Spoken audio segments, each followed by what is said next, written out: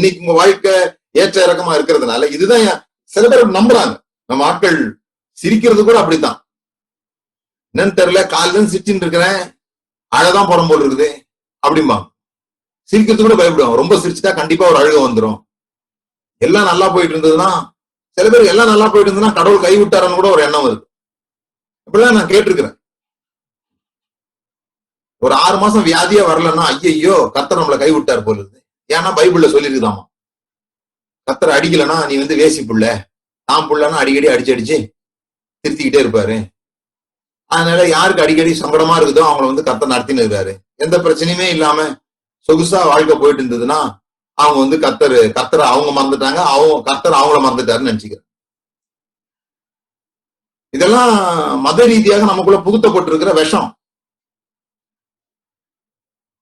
ஒரு ஒரு ஒரு கட்டத்துல மேலும் கீழுமா இருக்கிறது ஓகே, ஆனா அதுதான் என்னைக்குமான லைஃப் கிடையாது. சோ இந்த இப்படி நம்புறவங்களுடைய பிரச்சனை என்ன? மேலும் கீழுமா தான் என் வாழ்க்கை இருக்கும் அப்படின்னு நம்புறவங்களுடைய பிரச்சனை என்னன்னா,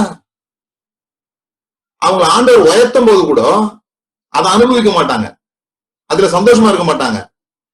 அடுத்த சரிவு எங்க வரும்னு சரிவிலேயே கவனமா இருப்பாங்க.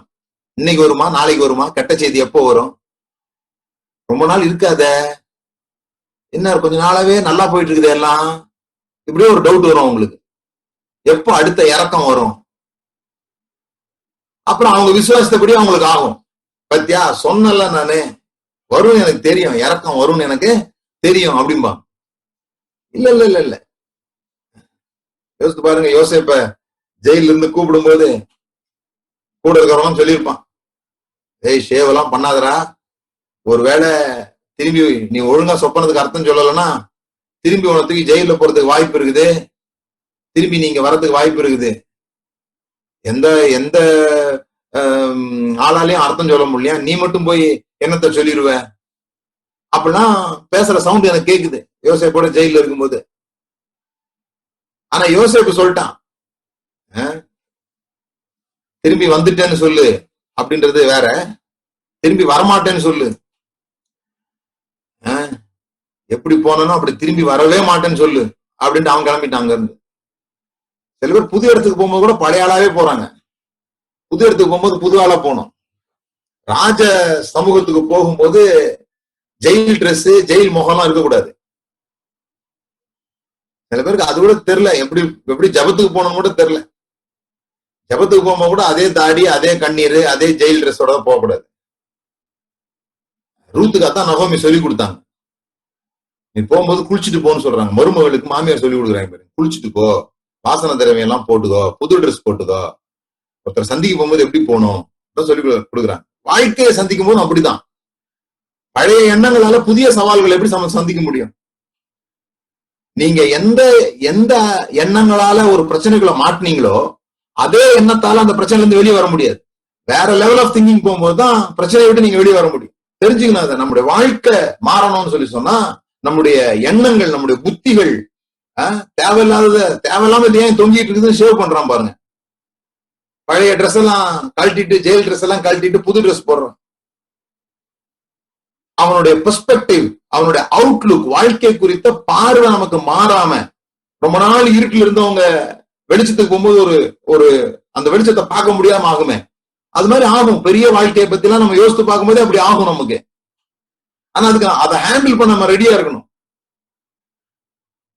யோசேப்பினுடைய லைஃப்ல ஏற்ற இறக்கங்கள் இருந்தது, உண்மைதான். இந்த ஏற்ற இறக்கங்கள் வரும்பொழுது நம்முடைய வாழ்க்கையில இதே மாதிரி ஏற்ற இறக்கங்கள் நிறைய வருது, இல்லைன்னு சொல்லவே முடியாது. நம்ம நிறைய நேரத்துல இதே மாதிரி இருக்குது. எல்லாம் நல்லா போயிட்டு இருக்க மாதிரி இருக்கும், திடீர்னு ஒரு பெரிய சர்க்கிள் வந்துடும். எல்லாம் சந்தோஷமா இருக்க மாதிரி இருக்கும், திடீர்னு வியாதி வந்துடும், நஷ்டம் வரும், நம்பினவங்க கை விட்டுருவாங்க, சொந்த சகோதரர்களே பகைக்கிறாங்க, தாய் தகப்பனை விட்டு பிரிந்து இருக்கக்கூடிய ஒரு சூழல், தாயை இழக்கக்கூடிய சூழல். இந்த விஷயம் நமக்கு வரும்போது நம்முடைய கேள்வி, இந்த பவர் ஆஃப் கொஸ்டின் பத்தி நான் பேசினேன் இல்லையா, கேள்வி என்னன்னு சொன்னா, கிதியோனுக்கு இருந்த அதே கேள்வி நமக்கு இருக்குது. கர்த்தர் எங்களோட கூட இருப்பாரானால் இவைகளெல்லாம் எங்களுக்கு ஏன் சம்பவிக்கிறது?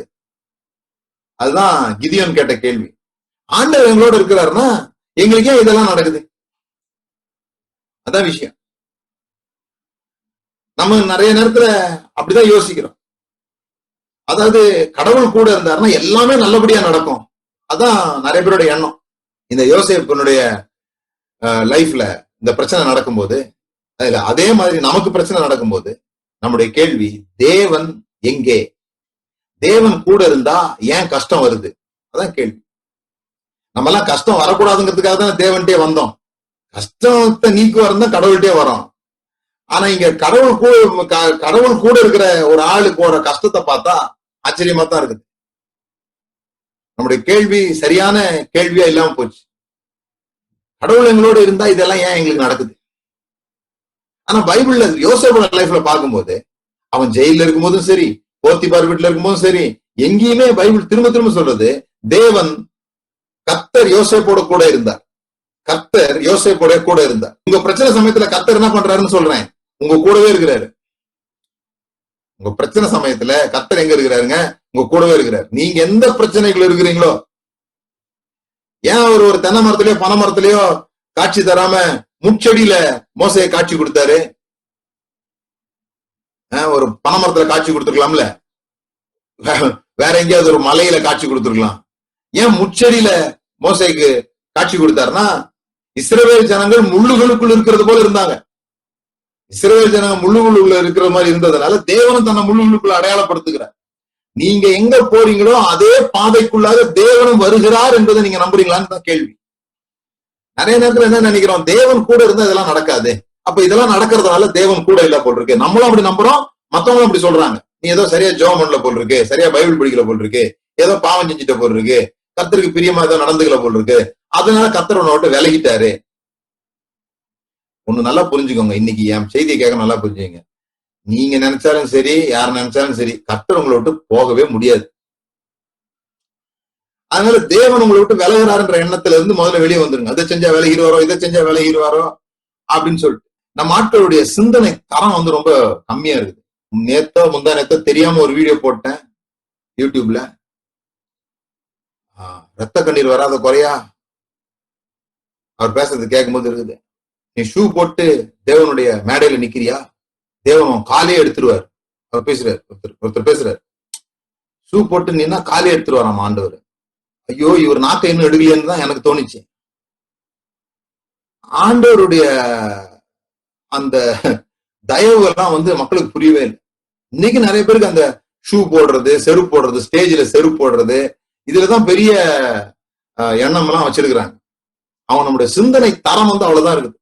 நீங்க ஒரு விஷயத்த கவனமா வச்சுங்க, உங்க வாழ்க்கை சூழ்நிலையை வைத்து, உங்க வாழ்க்கை சூழ்நிலை தோல்வியா இருக்கிறதுனால தேவன் உங்களோடு கூட இல்ல அப்படிங்கிற எண்ணத்துக்கு வராது. அதுதான் யோசேப்புடைய வாழ்க்கையில நம்ம கற்றுக் கொடுக்கிற மிக முக்கியமான ஒரு பாடம். ஆண்டவர் நம்மளோட தான் தோக்கவே மாட்டோம் அப்படி நினைக்காதீங்க. அதுதான் மதம். மதம் என்ன சொல்லுது தெரியுமா? ஆண்டவர் உன் கூட இருந்தா உனக்கு தோல்வி கிடையாது, அப்படி சொல்றது மதம்.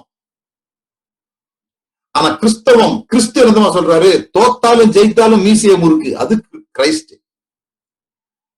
நான் தோக்கும் போதும் இயேசுதான், சிலுவையில் இருக்கும் போதும் நான் இயேசுதான், நான் அற்புதம் செய்யும் போதும் இயேசுதான், நான் சிலுவைக்கு போயிருந்தாலும் இயேசு இல்லாம போயிடல. நானு ஜெயிச்சவங்க கூட மட்டும்தான் கடவுள் இருப்பாருன்னு மதம் பேசுது. ஆனா தோக்கும் போது சிலுவையில் இருந்துகிட்டு பிதாவே என் ஆவி உம்மிடத்தில் ஒப்படைக்கிறேன்னு சொன்னாரு, அங்கேயும் தேவன் தான் கூட இருக்கிறாருன்னு சொல்றாரு பாருங்க. ஆகவே இந்த கைவிடுற கதைலாம் ஒண்ணுமே கிடையாது. தேவன் உங்களை கைவிடலன்றதுல பிக்ஸ் பண்ணுங்க. என்ன மாதிரியான சூழ்நிலை வந்தாலும் சரி, ஒத்த பைசா இல்லாம கிழிஞ்ச துணியோட ரோட்ல நடந்துட்டு இருக்கும்போதும் கூட சரி, ஒண்ணு புரிஞ்சுக்கோங்க, நான் உன்னை விட்டு விலகுவதும் இல்லை, உன்னை கைவிடுவதும் இல்லை என்று அவர் சொல்லி இருக்கிறார். அது உண்மை. சூழ்நிலையை வச்சு கணக்கு பண்ணாதீங்க கடவுள் உங்களோட கூட இருக்கிறாரா இல்லையா.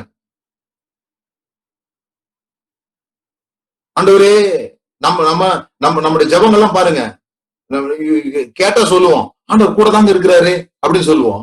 ஆனா நம்ம பேசுற வார்த்தைகள் எல்லாம் பாருங்களேன், ஆண்டவரே கூட வாரும், இருமையா இறங்கி வாரும், இந்த மாதிரி வார்த்தை எல்லாம் எழுதி வச்சுங்க. ஒண்ணு அதுல ஒரு விஷயம் தெளிவா தெரியுது, கடவுள் உங்களோட கூட இருக்கிறாருன்னு நம்ம ஆளுங்க சுத்தமா நம்புறது இல்லை. அப்படி நம்பாததுனாலதான் இந்த மாதிரி ஜபம்லாம். வாரும் ஆண்டவரே, கூட வாரும், இறங்கும், நாங்க தனியாகிறோம்.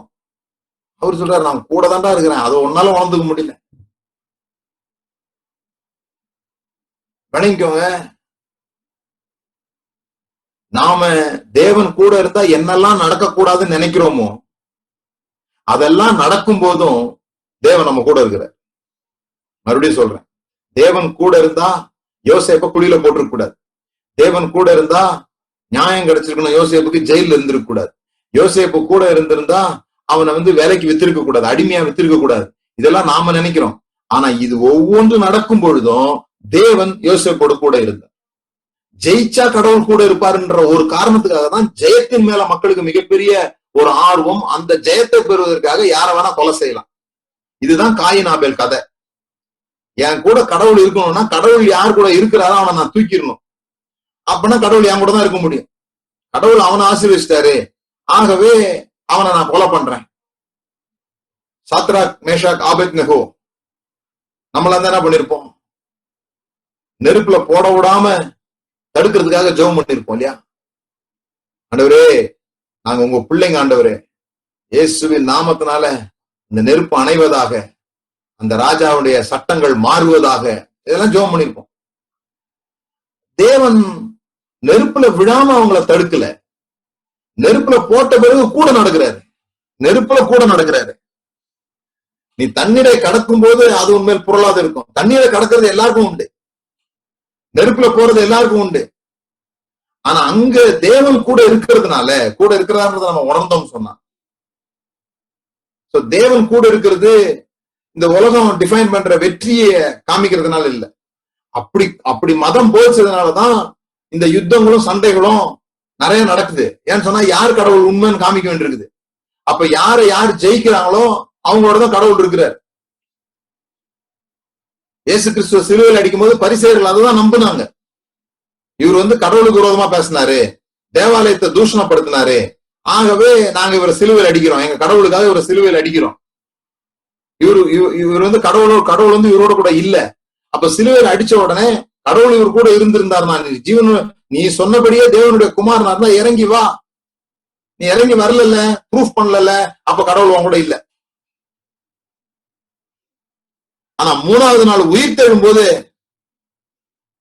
ஒண்ணு கடவுள் இருக்கிறாருன்னு சொல்லணும், அவரோட தான் கடவுள் இருக்கிறாருன்னு சொல்லணும், இல்லைன்னா சரீரம் சீசர்கள் திருடிட்டாங்கன்னு சொல்லணும். அவங்க ரெண்டாவது சூஸ் பண்ணிக்கிட்டாங்க, நாம ஃபர்ஸ்ட் சூஸ் பண்ணிக்கிட்டோம். அவர் உயிர் தெழுந்தாரு நம்புறோம் நம்ம, அவங்க சீசர்கள் சரீரத்தை திருடிட்டு போயிட்டாரு நம்புறாங்க. ஒண்ணு நீங்க நல்லா புரிந்து கொள்ளுங்க, தேவன் நம்மை விட்டு விலகுவதும் இல்லை, நம்மை கைவிடுவதும் இல்லை என்ற வார்த்தை ஏதோ வருஷ பிறப்புக்கான வாக்கு தத்தம் கிடையாது. வாழ்க்கையில எல்லா சூழ்நிலைகள்லயும் நீங்க வைத்திருக்க வேண்டிய மிக முக்கியமான ஒரு விஷயம் என்னன்னு சொல்லி சொன்னா, என் சூழ்நிலையை வைத்து தேவன் என் கூட இருக்கிறாரா இல்லையான்னு நானு தீர்மானிக்க மாட்டேன். என் வாழ்க்கை ஏற்றம் இறக்கமா இருக்கிறதுனால நான் தேவன் என் கூட இருக்கிறாரா இல்லையான்னு நான் தீர்மானிக்க மாட்டேன். என் வாழ்க்கை உயர்வா இருக்கும் பொழுதும் தேவன் என் கூட இருக்கிறார், வாழ்க்கை கீழா இருக்கும் போதும் தேவன் என் கூட இருக்கிறார். அதுதான் உண்மை. ஆண்டவரே நீ எங்க இருக்கிறீன்னு கேட்டீங்கன்னா உன் கூட இருக்கிறேன்னு தான் ஆண்டவருடைய பதில் எல்லா சூழல்லையும் வருது. நீ சரியாகி வா, பிறகு நான் உன் கூட சேர்ந்துக்கிறேன் அப்படி சொல்ல அவரு. உன்னை பாடம் கத்து கொடுக்கறதுக்காக தான் உனக்கு உன்னை தூக்கி ஜெயில போட்டேன், உனக்கு ஒரு பாடத்தை கத்துக் கொடுக்கறதுக்காக தான் உன்னை நானு அநியாயமா ஜெயில தூக்கி வச்சிருக்கிறேன், உன்னை ஒரு பாடம் கத்துக் கொடுக்கறதுக்காக தான், இதுல இருந்து நீ காரியங்களை கற்றுக்கொள்ளும்படியாக உன்னை நான் குழியில போட்டிருக்கிறேன், நீ சரியானபடி திருந்திட்டேன்னா பிறகு நான் உன் கூட சேர்ந்துப்பேன் ஆண்டவர் சொல்லல. ரெண்டாவது விஷயம், முதல் விஷயம் இன்னைக்கு நீங்க ஆணித்தரமா எழுதி கொள்ள வேண்டியது, ஒருபோதும் தேவன் உங்களை விட்டு விலகுவதில்லை. உங்க வாழ்க்கை சூழல் எப்படி வேணா இருக்கலாம், உங்க வாழ்க்கை சூழல் ஜெயில இருக்கலாம், குழியில இருக்கலாம், அநியாயமா குற்றம் சாட்டப்பட்டிருக்கலாம், நஷ்டத்துல இருக்கலாம். சுத்தி பாக்குறவங்க எல்லாம் நீ எல்லாம் கடவுளை நம்பினு சொன்னா ஆச்சரியமா தான் பாருக்குது, கடவுள் உனக்கு ஒரு உதவியுமே செய்யலன்னு சொல்லி மத்தவங்க சொல்லலாம். ஆனா உங்களுக்கு ஒரு விஷயம் தெரியணும், ஜெயில இருக்கும் போதும் யோசேப்போடு கூட இருந்த கர்த்தர் இந்த சூழ்நிலையில, இந்த தோல்வி நிலையில, இந்த தாழ்வு நிலையில தேவன் என் கூட இருக்கிறார். அதை நீங்க நம்பிக்கிட்டே இருந்தீங்கன்னா என்னைக்குமே வாழ்க்கை ஏற்ற இறக்கமா இருக்க போறது இல்லை. அது ஒன்னும் பங்கு சந்தை மார்க்கெட் மாதிரி கிடையாது ஏறி ஏறி இறங்குறதுக்கு. நீதிமானுடைய பாதை அது. அது ஒவ்வொரு நாளும் நடுப்பகல் வரையும் அதிகமாய் பிரகாசிக்கிறது போல பிரகாசிச்சுட்டே இருக்கும்.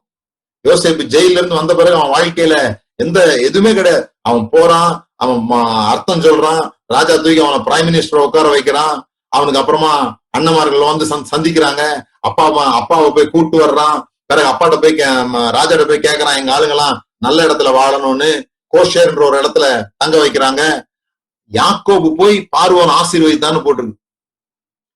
அந்த அளவுக்கு வாழ்க்கையில உயர்வுகள் தான் வந்துகிட்டே இருந்ததே தவிர அவனோட லைஃப்ல அதுக்கப்புறமா ஏறி ஏறி இறங்கவே இல்லை. அந்த சமயம் இந்த சமயமா இருக்கணும்னு நான் உங்களை ஆசீர்வதிக்கிறேன். இதுக்கப்புறமா நீங்க இனிமே இந்த லைஃப்ல நான் இருக்க மாட்டேன், இனிமே இப்படிப்பட்ட ஒரு ஜெயில் லைஃப்ல நான் இருக்க மாட்டேன், இனிமே நான் ஒரு அடிமைத்தனமான வாழ்க்கையில வாழ வேண்டிய அவசியம் இல்லைன்னு நீங்க தீர்மானம் எடுக்கிற அன்றைக்கு உங்கள் சிறைச்சாலையின் கதவுகள் திறக்கப்படும்.